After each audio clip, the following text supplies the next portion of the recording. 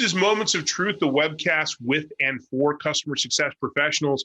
I'm your host, Andrew Marks, co-founder of Success Hacker, and today I am joined by Melissa Kwan, all the way from Amsterdam. Melissa is the co-founder and CEO of eWebinar, an automated webinar solution that combines pre-recorded video with real-time interactions and live chat to deliver an engaging experience for attendees.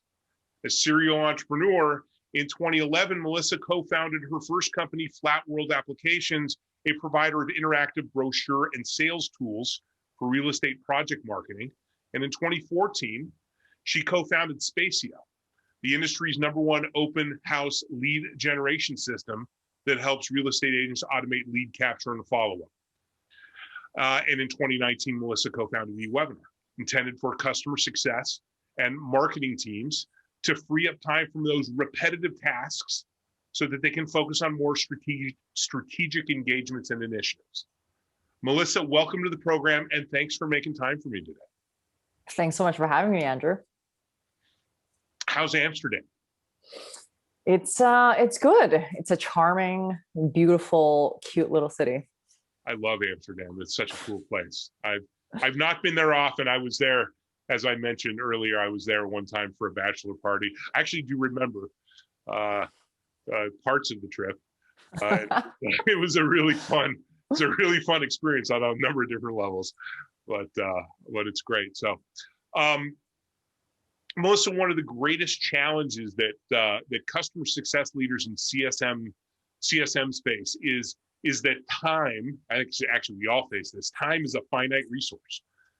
In a recent CS leadership roundtable that I hosted, we talked about using technology to support scaling your CS team efforts. And this is an important element for CS team success. For a lot of companies, CS is a relatively small organization. Customer success departments are seen as operational, but they end up getting measured on revenue or revenue retention. And while revenue is dependent on user activations and adoption, much of the budget goes to sales. And CS leaders end up having to do more with less.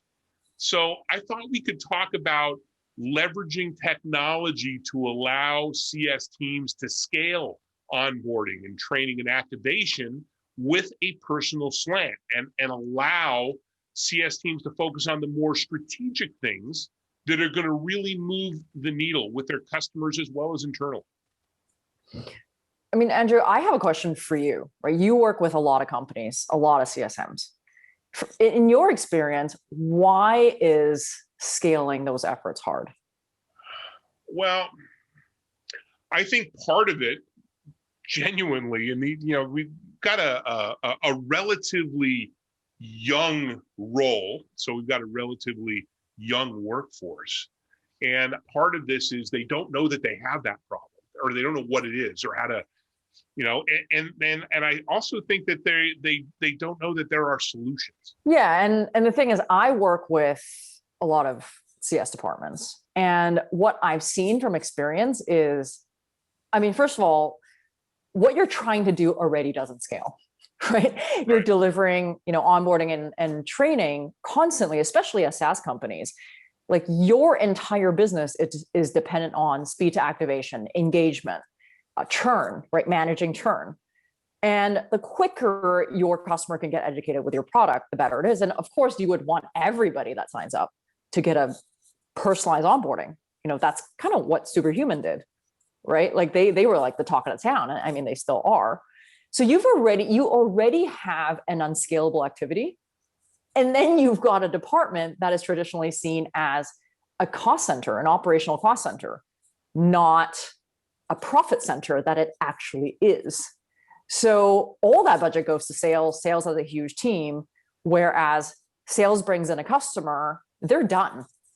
And then for years, the limited CS team has to be in charge of now delivering something that is unscalable to begin with. Right. So how do you do those things, right? And when I talk to our customers, I mean, they're just doing it through Zoom, right? Like they're doing, Zoom trainings, 25 customers, 25 Zoom sessions are exactly the same. Right. Some of them might take a recording and put it on a YouTube or a Wistia. but it is not the same engagement, right? I think we've proven that people like webinars. Like, why do people like webinars? Why do they like that format? They expect to go there and be serviced, right? They expect to go there and be able to ask questions. Right? I think that's the key, is the questions, right? It's how I want this, what's in this for me? The with them is all about, I'm going here to be educated. I want somebody to answer some of the questions, because you're not going to answer all of my questions by spewing out a bunch of generic information.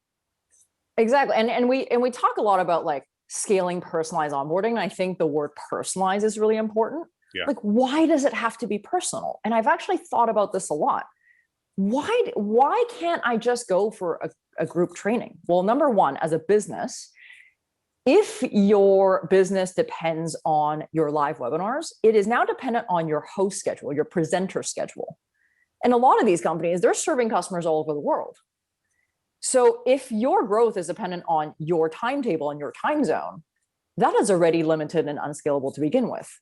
I mean, how many times have we signed up for a replay but don't actually watch it? I mean, how many replays are sitting in inboxes right now just never touched, right?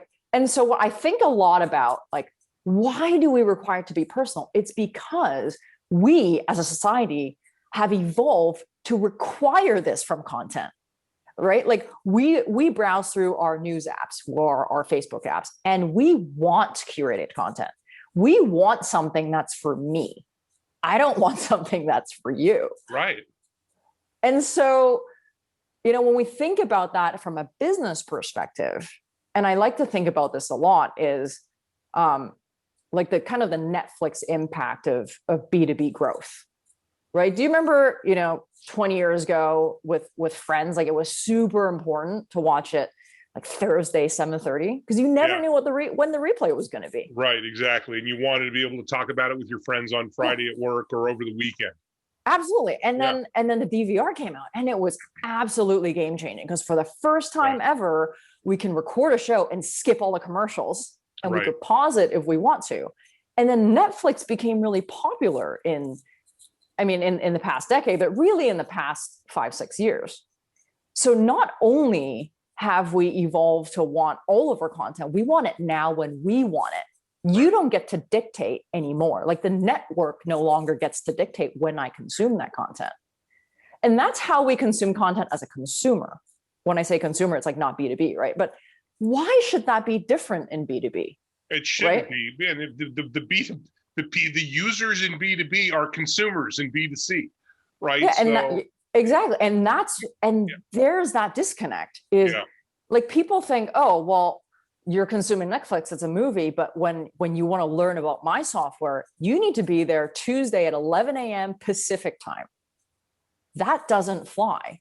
And I think the companies that understand this will then start to seek a solution to solve that, right? How do I deliver content in a way that is personalized, accessible, engaging, but also allows my customer to talk to me when they want to? Because everything right now is consumer driven. All content is consumer driven, and communication has to be consumer driven. I don't want you to talk to me. I want me to talk to you. Right.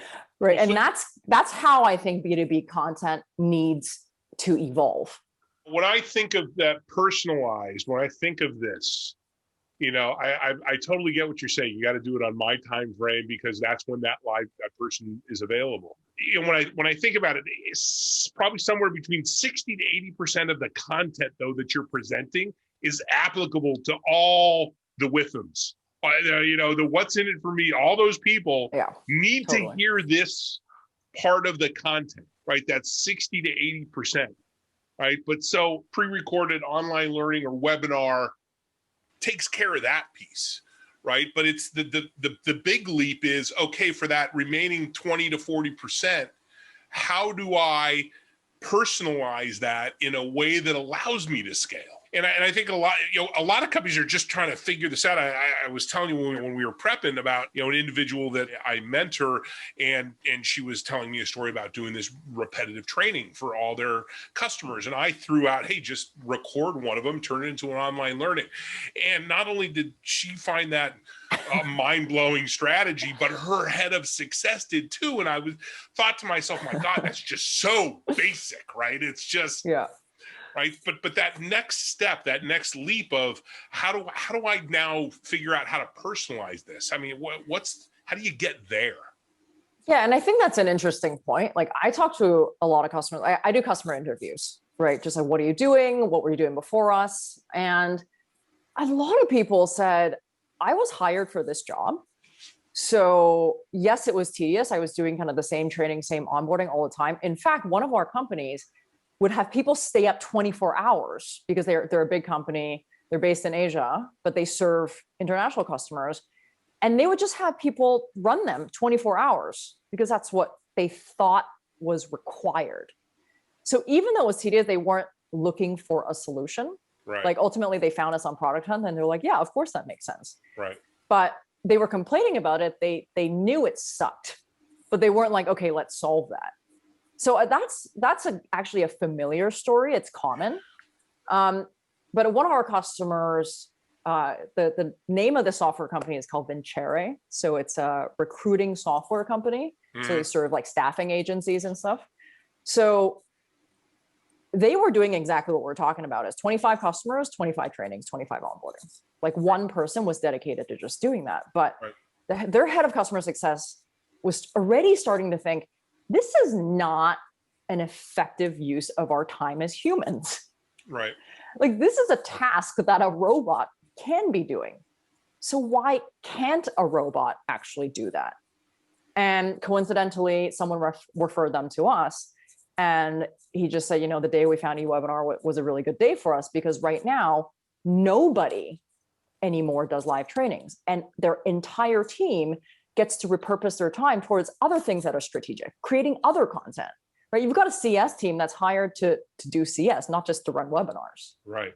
Right. So when you talk about the personalization of it, when he found our software, he was like, well, what was so surprising to him was they were using Zoom, and then they were using Loom, like Loom Video to record it. Yeah, familiar with Loom. Yeah.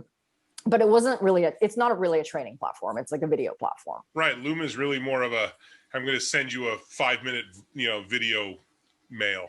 Yeah, but I would say that's like next best, right? Like, if you had nothing else, like, that would be next best. Right. But what was really cool about eWebinar that he found that really appealed to him was it delivers a private training experience. So in the beginning, you had mentioned, like, what we do is eWebinar takes your perfect video, whatever that video is, and we couple it with a live chat system that's like a support, like a Zendesk, like an Intercom, so that when someone comes into the webinar, there's an automated message that greets them. Hey, Andrew, welcome to this training. Let me know if you have any questions.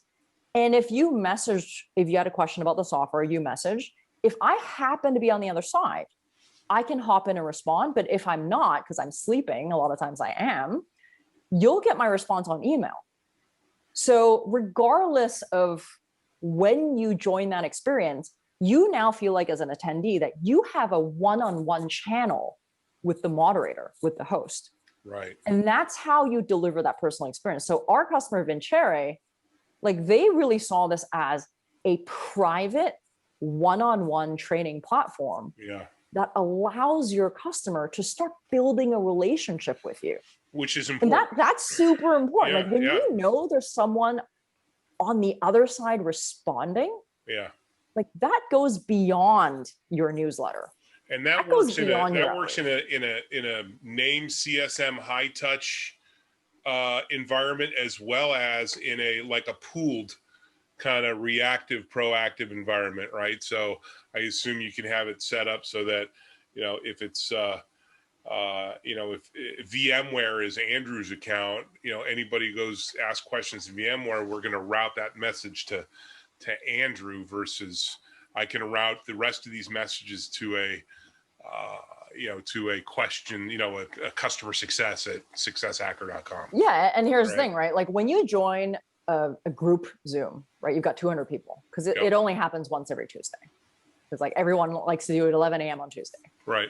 But people are actually afraid to put questions out there. Right. Because they don't know, oh, is it a dumb question? Yeah. Is it going to get answered? And not to mention, do you know how hard it is to answer every single question when you run a live webinar, especially when I do. I do it twice a month. And we don't get through. I mean, we leave like a good half hour to 45. We leave at least half of the time of the 75-minute webinar to answer questions, and we never get through all of them.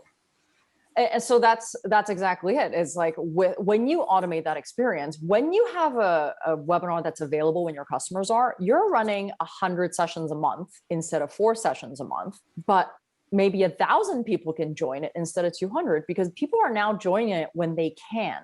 They're not joining it at your time zone. And also when they come into the experience, it's a one-on-one experience. Right. They're not joining it alongside 100 other people in the room. So now, I mean, they are, but they don't necessarily see that, right? Exactly. So now I'm having, the superhuman experience without the superhuman investment. And also like what we're hearing from our customer, let's just use Venturi as an example, is one of the byproducts of automating that is the quality of content. Nobody likes doing the same thing over and over. Your first time is great, your second time is great, but your fourth time and your fifth time, like that quality diminishes. Yeah, because you're tired of saying the same things over and over and over again. People have good days, people have bad days, the internet's not good. But when you've got that one perfect pitch, like your quality of content is always high. Just from my past, this is record your stuff. Always record whatever you can. And make sure you're going back through it and take the best one. Let's turn that into a, and to me, it's just kind of basic blocking and tackling. But I don't know I just don't think people are thinking like that. They don't think that this is something that is scalable. And that is like you said, I was hired to do this job. I was hired to do this repetitive task of going through the exact same script over and over and over again. And if you think about it, if that's the level of onboarding that you do as an organization, oh my God, why do you have that onboarding team? If they're just regurgitating this same content over and over and over again, seems like. But not to mention, like, you are in a lucky position if you can hire someone to do that. Yeah. Like, I would say 99% of tech companies out there, or even non-tech companies, they're small businesses. Yeah. Like, I'm a small business, right? Like, I do everything except for code. And this product existed because I had a small team, because I lived that pain, because my revenue suffered back then, because I simply could not scale. Right. Right. But I think to your point earlier is this is like a young role, right? It's a fairly young position. So only now are people starting to think, like, why is customer success so important, right? Like, for a long time, it was sales. In fact, like, there's so many customer success departments that are kind of, they're really sales departments that are masked as CS because CS sounds better, right? They're really hired there to sell. So I do think that, like, when you look at just technology stack, there's just, for every 100 pieces of software in sales, there's like two that are guided towards customer success. But I do think that is changing, like with new players coming in, like Catalyst, for example, like with new players that are coming in, like it's bringing more attention to specifically CS roles. And then that will hopefully, motivate people to get more innovative about what they can do with their time. Yeah, we like to talk about how important it is to deliver customer success in a fiscally responsible way. Right? We want to do things that are fiscally responsible, and that means leveraging technology. Well, yeah, and Julie Wheel-Prasovsky has a lot of great content on YouTube about why CS should be seen as a profit center. And she actually uses a mathematical approach to look at speed to activation and why that is exponential revenue growth and not linear. And, like, for example, everybody wants your customer to be activated in the first 30 days. Yeah, fast time to value. Wouldn't that be key. great? Wouldn't that be great? Yeah. But it's impossible because of some of the problems that we're talking about. But if you think about every person that you activate, it's not even just about managing churn. It's they are happy about your software in the first 14 days and they stay for years. So the more people you can activate, that growth is not a 1 year growth. It's not a linear growth. It's a 4 to 5 year growth. So when you think about the more people you can activate sooner, the steeper that growth curve is going to be. And right. That's why this is so important. But again, new concepts, right? Yes. Like people think about like CS as like, oh, manage churn, make sure that customer doesn't leave, make sure they upsell. It's not just about that. It's getting them in the funnel, getting them excited, getting them activated right now. It's funny. So all those things that you mentioned, the managing churn and managing upsell, all those are all trailing. They're all things that happen at the end of the funnel, right? Yeah. And so we need to, and it's understandable because that's where we came from. So to your point, things are evolving and the business is evolving and the understanding of what's important is evolving. And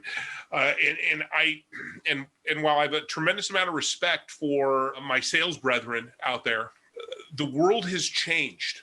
We have changed the way in which we deliver software, yet we haven't evolved the compensation plans. We haven't evolved the perspective of these operational teams. Customer success very much is responsible for revenue, right? Sales gets them in the door. Customer success is responsible for turning that customer into a financially viable customer. Where you've got a CAC to CLTV ratio of 3x. That's not sales bringing them in. That's all customer success. I mean, the job of customer success is to take your existing customers and make more customers. How is that not like how is that not important? Yeah, that is more important than sales, quite frankly. Why? Like every company would be better off if customer success if sales reported to customer success. Oh, not the other way around. I love that. But the thing is, it's I've been in sales for the past since I was 19. Yeah. I know what sales does. Yeah. I know. Okay, yes, it is a tough job. I get it. Selling is hard. Rejection is hard. But I'm sorry, it's not that hard. Yeah. It's a highly overpaid profession. Yeah. Most salespeople don't even really know how the product works because they just regurgitate that pitch. And now, sales process that has been honed over years and years and years and decades. Yeah. Right? And now that I'm a founder of a startup, my entire existence is customer success. Yeah. Is how do I take my greatest assets, which are my happy customers, and make them into more customers?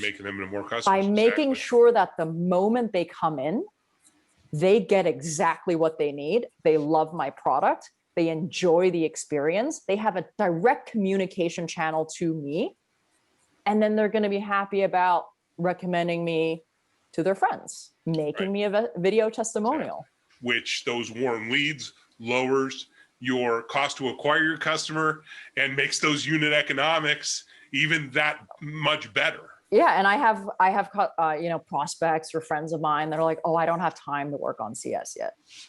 What do you mean you don't have time to work on CS? If you're not making your customers happy and educated from day one, if you're not even making that content accessible to them from day one, you're going to lose them to a competitor that understands that more than you. That's the truth. And whether you are early stage company or late stage company, you always need to be looking at ways in which you can minimize the amount of repetitive things that your team is doing, the busy work, the kind of the mundane, semi-generic stuff, so that they can focus on the more strategic activities. How can I help this customer extract more value? How can I turn this customer into an advocate that will help promote us and bring us new warm leads and help grow my business? It's a flywheel effect. I want to kind of hone in on the point that not all content, even if it's the same content, the delivery mechanism is part of that content. Yes. Right. Great. So I have people that ask me, oh, well, if I'm taking a video and putting it on YouTube, what's the difference between taking that and delivering it as an automated webinar, within eWebinar? Well, not all content, like even if the content is made equal, the accessibility and the mindset of approaching that content is different. If I go to YouTube, I expect to be able to hit play and pause. Like, I'm just going to go in, take a look. It's recommending me some other stuff. I'll get back to it later. When you sign up for a webinar, like, it's an event. I expect to get a calendar invite. I'm now blocking time on my calendar to watch this. So now, like, my mindset of going into that content is already different. You now have 30 minutes of my undivided attention. And if that content allows me to reach out to you in a one-on-one manner, that I feel like there is a face behind the piece of software that I just invested in, like, that is really the holy grail of personalization. Yeah, exactly. There's a lot of really cool technology out there. And I think people just need to really start thinking outside the box and realize that they do have some problems and there's stuff out there to fix it, like eWebinar, like your product. I appreciate you spending some time with me today. It's a great conversation, very insightful. I'm sure the listeners have enjoyed it as well. Thanks so much, Andrew. Appreciate you having me.